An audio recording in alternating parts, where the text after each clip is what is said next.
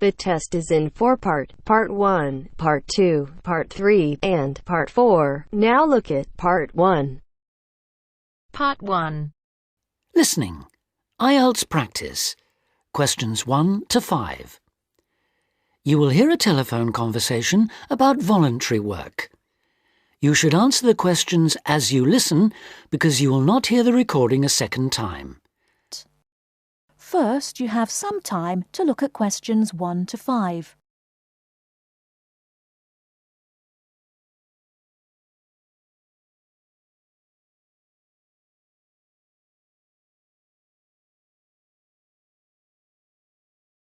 Listen carefully and answer questions 1 to 5. Hello, Volunteers Worldwide. How can I help you? Hello. I'm ringing to find out about opportunities for doing volunteer work. Could you give me some information, please? Yes, certainly. But before I do, I need to ask you for a few personal details. That's just because the opportunities open to you are dependent on your age and on what qualifications and skills you have. That's fine.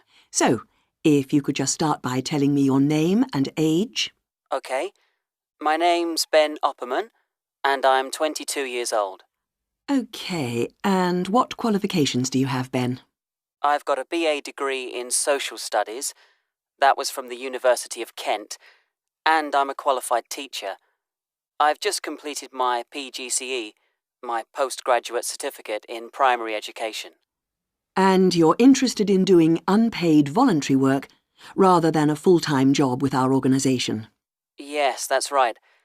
I'd like to do voluntary work before I start looking for a more permanent job. How long were you hoping to work for us for? I was thinking of 2 years at most. OK. Well, for people in your age group, we have 2 programmes: Global Youth Contact and Youth for Action on Development. GYC, Global Youth Contact, is a 6-month exchange programme which provides opportunities for young people from different countries to work together in local communities. I see. But that's only a 6-month programme. That's right. But our other programme, Youth for Action on Development, requires people to volunteer for a year at least. On this programme, most of the placements are for 12 or 18 months. That'd be the programme I'd go for. OK. Now, do you have any other skills or special interests that might be useful for the kind of work we do? Well, I've done a lot of conservation work in the area where I live. Good, that's useful to know. And I belong to a wildlife protection group. Right, that could be very helpful. Before you hear the rest of the conversation, you have some time to look at questions 6 to 10.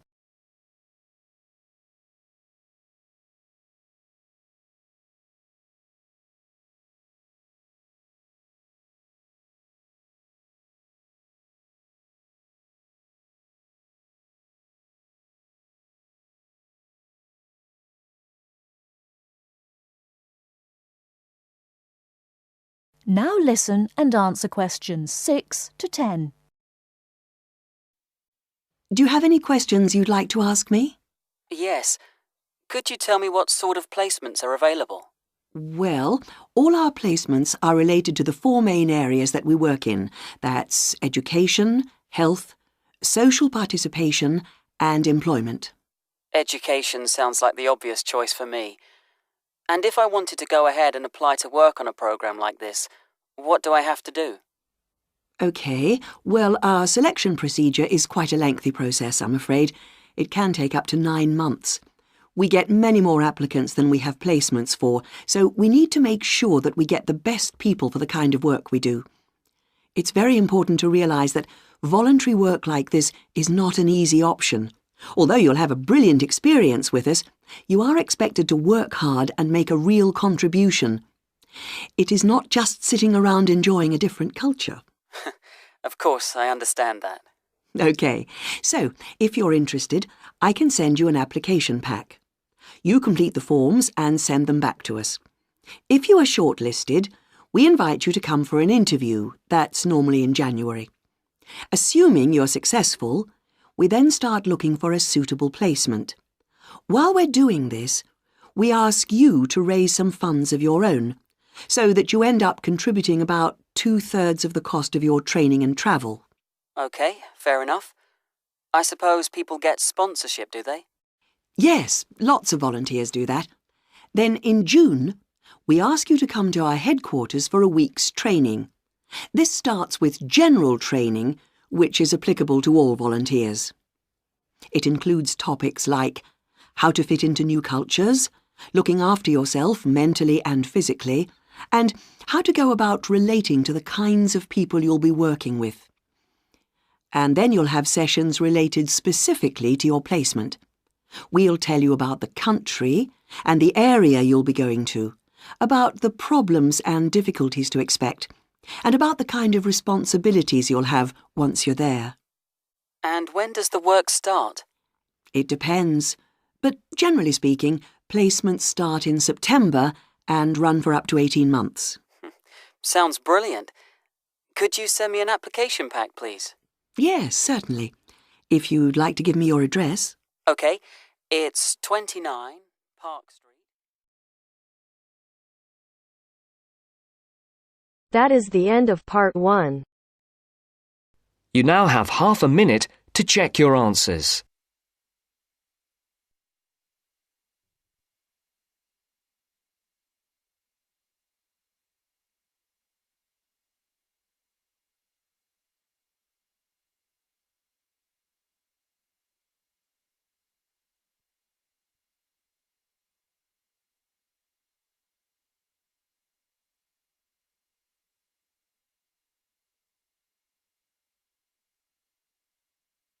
Now turns to part 2.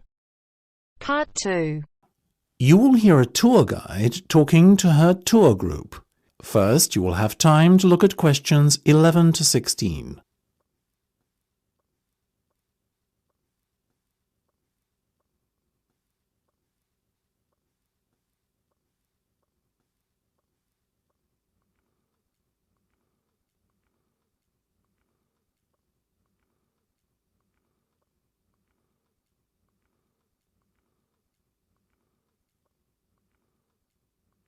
Now listen carefully and answer questions 11 to 16.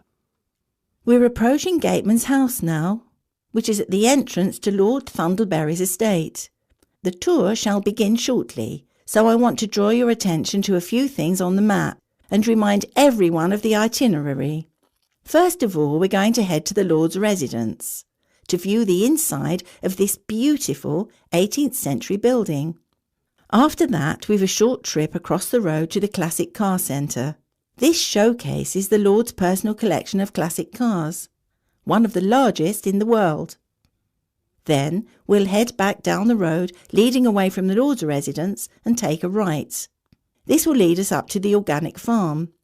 Here you'll learn how to grow your own organic vegetables and taste some of the fresh food that is made by the estate's excellent on-site chefs. From the organic farm, we'll head to the other side of the main road. You are likely to catch sight of many deer grazing on this part of the estate. On the right-hand side of the road, there's the wine museum that's close to the vineyard you see on the map there. After that, we'll head back to Gatesman's house for afternoon tea. Once we've had some refreshments, we'll jump back onto the bus and drive a little way up the road to the estate library, which is on the right-hand side. The library has a huge collection of books, so you are sure to find something of interest there. Next, we're on to the old mill, which is just a little way up the minor road across from the library. Finally, we'll continue on up the minor road until we come to the Great Waterfall.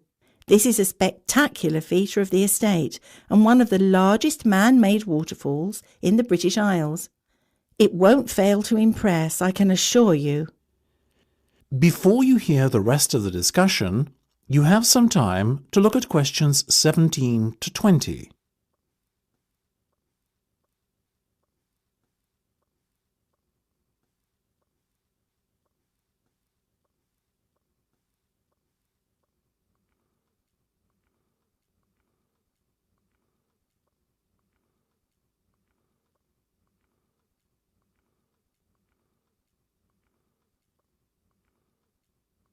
Now listen and answer questions 17 to 20.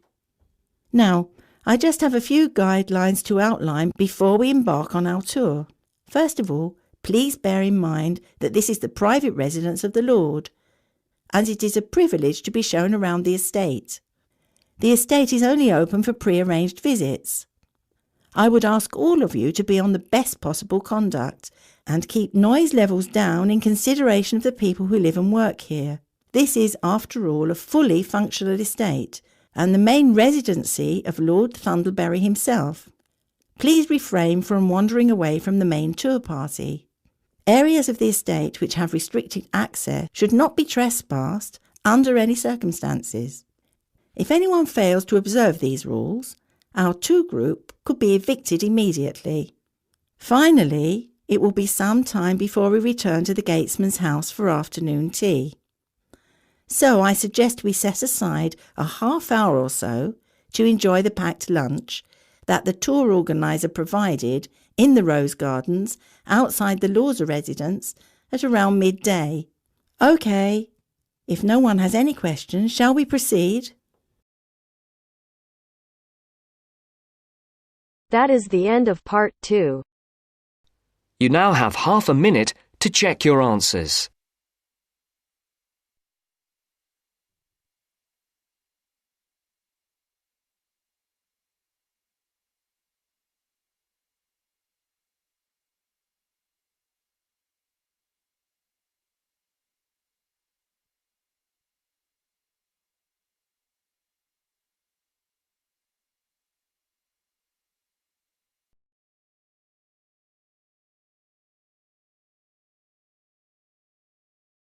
Now turns to part 3. Part 3. You will hear a discussion between two students and their tutor. First, you have some time to look at questions 21 to 25.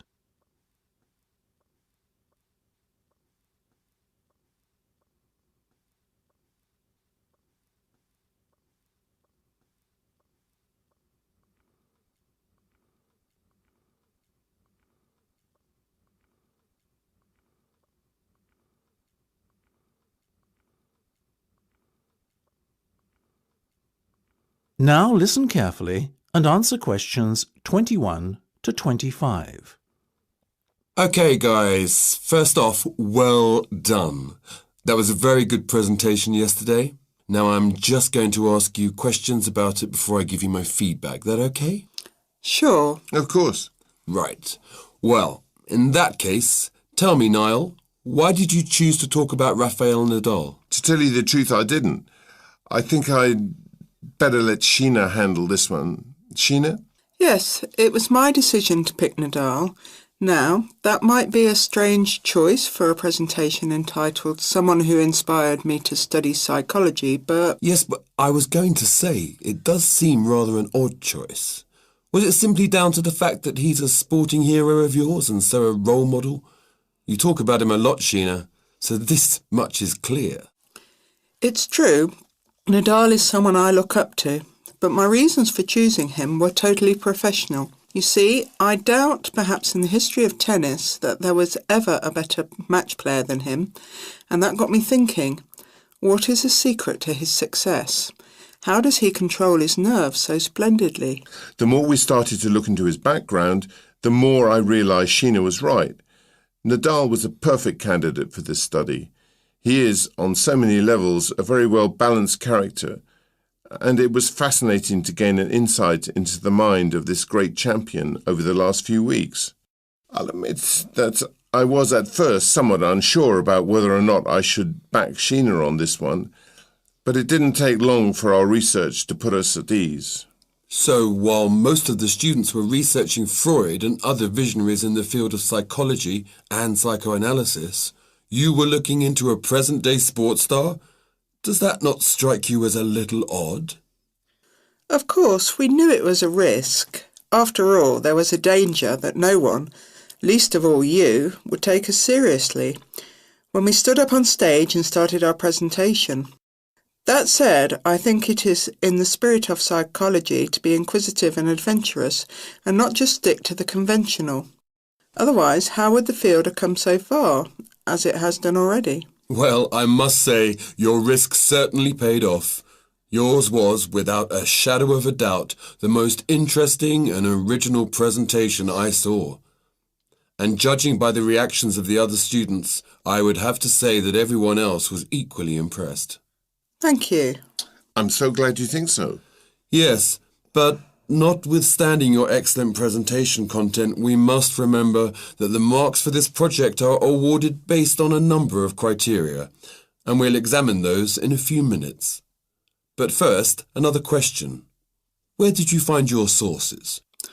Well, and I don't quite know how we managed it, but we were able to secure a face-to-face interview with Nadal while he was over here for the Wimbledon Tennis Championship, so we weren't reliant on newspaper articles and interviews or any other forms of secondary sources. We did, however, find the library's sports archive an invaluable backup aid to help us fill in the gaps and piece together our interpretation of what makes Nadal such a mentally strong champion. Before you hear the rest of the discussion, you have some time to look at questions 26 to 30.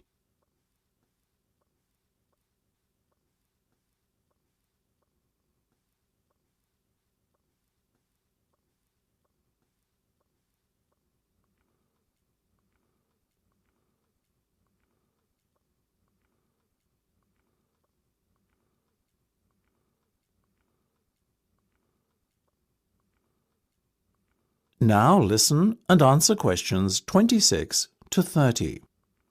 Okay, well, as I said, congratulations again for your excellent work. Now it's time for my feedback. The first area where marks were awarded is in your use of equipment. I felt that had you not been a little too reliant on the overhead projector, and had you, for example, used the interactive whiteboard and audio equipment a little more effectively, you would have received top marks in this section. As things stand, though, your use of equipment was still very satisfactory. It's just a shame as it was an opportunity missed to score full points. The next area I was asked to assess is content. As you might have guessed, I simply can't fault you on that. Highly original work, so well done. As for your timing, I felt that the two of you were a little too over-rehearsed, so the presentation felt, at times, a little robotic. That said, again, it was very satisfactory, and you would get full points for effort. Sadly, though, there is such a thing as trying too hard, and that cost you top marks here, I'm afraid. Oh, I see. Right.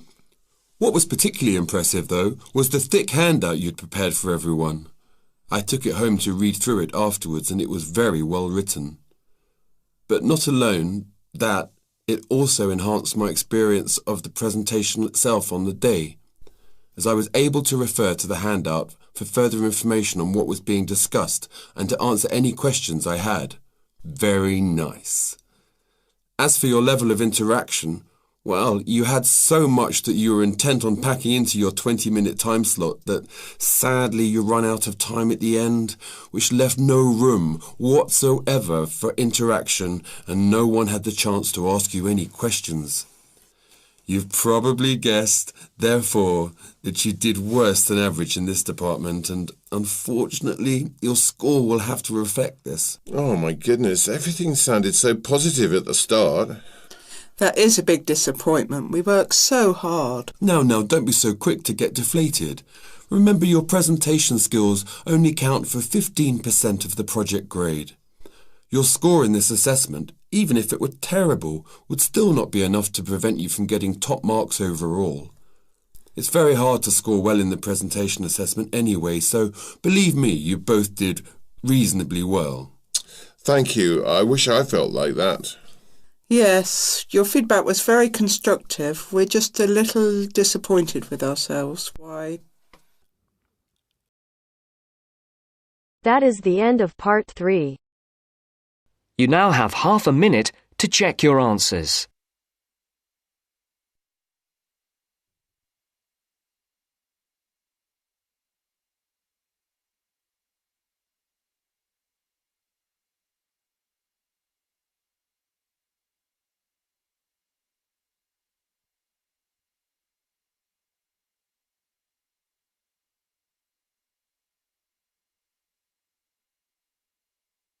Now turns to Part 4. Part 4. You will hear a lecturer talking about the importance of laughter. First, you have some time to look at questions 31 to 40 on page 131.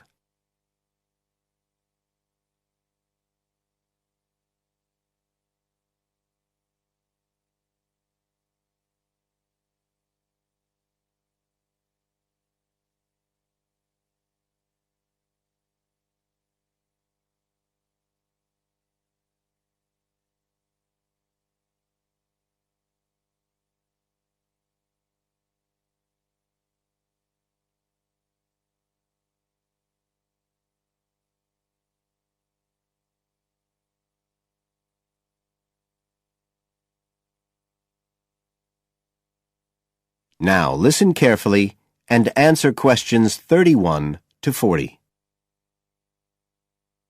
Good afternoon, everybody. And in our second talk on social psychology, I want to look at the role of laughter in our lives, something that usually gets everyone smiling from the start. So, first of all, I'll start by looking at the actual nature of laughter. Well, when someone laughs, you've got movement of the muscles of the face and the chest, and you've got sound formed when the air's forced out of the body as part of this process. So we're talking about a physical activity. But obviously, other things are involved as well, and this is where it gets more complicated. Laughing isn't something that you normally decide to do, so it's not voluntary behaviour like ordinary speech. Instead, it's regulated by our instincts, rather like the singing of a bird or the roaring of a lion. And once you start to laugh, it can be quite hard to stop. That's not always under your conscious control either. But why do we laugh? Because we find something funny, most of us would say. But in fact, it appears that laughter has little to do with jokes or funny stories. Only about 10% of laughter is caused by things like that. One suggestion is that human laughter may have originally started out as a shared response to signal relief at the passing of danger. And it's true that even these days, laughter's rarely an activity carried out by an individual on his or her own.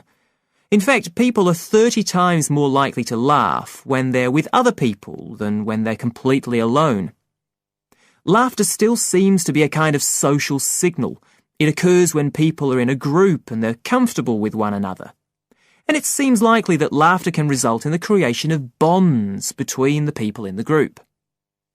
And it's precisely because of this social aspect of laughter that people like public speakers and politicians often try to get their audience to laugh. It encourages their listeners to trust them and to connect with them. But this kind of thing, controlling the laughter of a group that is, indicates that there's a link between laughter and power, and this is supported by several studies that indicate that bosses use humour more than their employees. And research has also shown that female listeners are likely to laugh much more if the speaker is male, so it appears that there are gender issues associated with how much we laugh. I should also point out that laughter can be used as a negative signal as well as a positive one. I think we've all probably seen evidence of a group using laughter to exclude someone, to emphasise that they are not accepted. So it's not always a positive type of behaviour either. So what all this goes to show is that laughter is a very, very complex issue.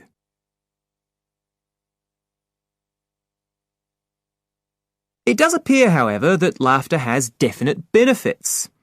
If we look first at the psychological aspects, we know that people often tend to store negative emotions such as anger, sadness and fear, rather than expressing them.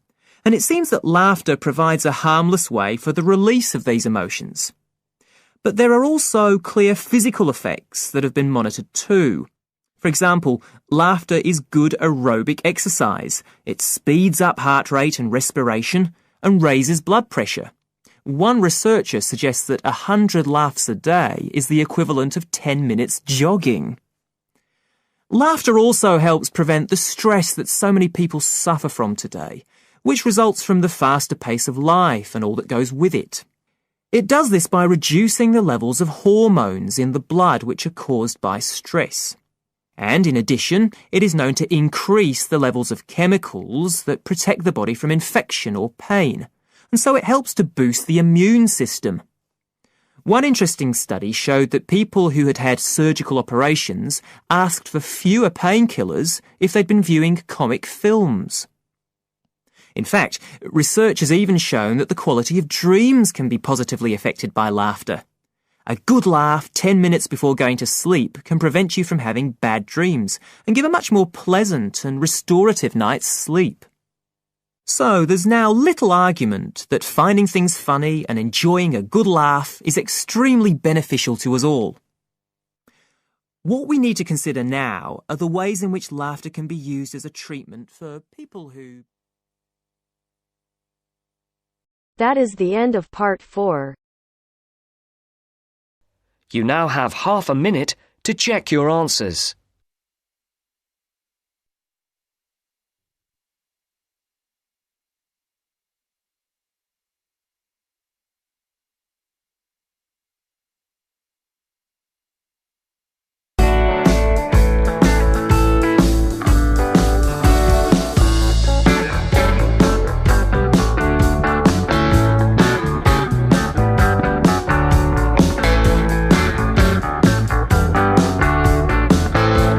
That is the end of the test. You now have 10 minutes to transfer your answers to your Ielts listening answer sheet.